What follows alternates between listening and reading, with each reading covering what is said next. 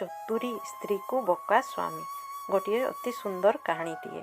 ଗୋଟିଏ ଗ୍ରାମରେ ଏକ ବଢ଼େଇଟିଏ ବାସ କରୁଥିଲା। ସେ ତା ସ୍ତ୍ରୀ ଗୋଟିଏ ଚରିତ୍ରହୀନ ବୋଲି ଜାଣିଥିଲା, କିନ୍ତୁ ତା ପାଖରେ କୌଣସି ପ୍ରମାଣ ନଥିବାରୁ ସେ ତା ସ୍ତ୍ରୀକୁ କିଛି କହିପାରୁନଥାଏ। ଯେ ପର୍ଯ୍ୟନ୍ତ ସେ ନିଜ ଆଖିରେ ନ ଦେଖିଛି ସେ ପର୍ଯ୍ୟନ୍ତ ସେ ସ୍ତ୍ରୀକୁ ବା କ'ଣ କହିବ। ଦିନେ ସେ ତା ସ୍ତ୍ରୀକୁ କହିଲା, ମୁଁ ଏକ ଜରୁରୀ କାମରେ ସହରକୁ ଯିବି।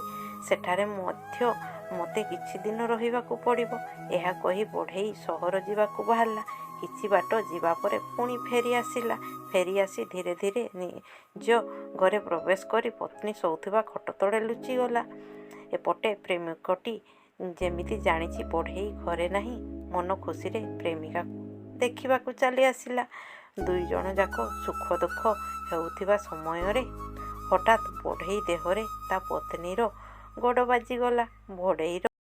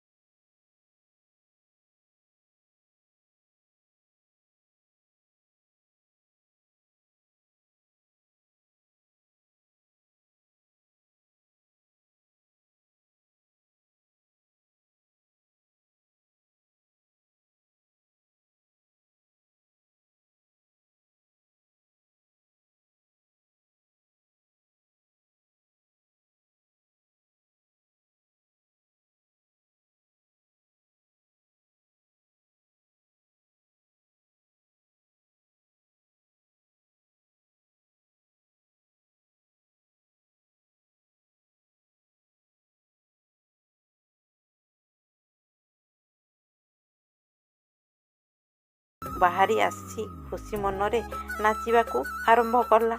ତ ଫ୍ରେଣ୍ଡସ୍, ଆପଣମାନଙ୍କୁ ଏହି ଗଳ୍ପଟି କିପରି ଲାଗିଲା ନିଶ୍ଚୟ କମେଣ୍ଟ ମାଧ୍ୟମରେ ଜଣାଇବେ। ତା ସହିତ ଚ୍ୟାନେଲଟିକୁ ଲାଇକ୍, ସେୟାର ଆଉ ସବସ୍କ୍ରାଇବ୍ କରିବାକୁ ଜମାରୁ ଭୁଲିବେ ନାହିଁ। ଭିଡ଼ିଓଟି ଦେଖିଥିବାରୁ ଆପଣମାନଙ୍କୁ ଅଶେଷ ଅଶେଷ ଧନ୍ୟବାଦ।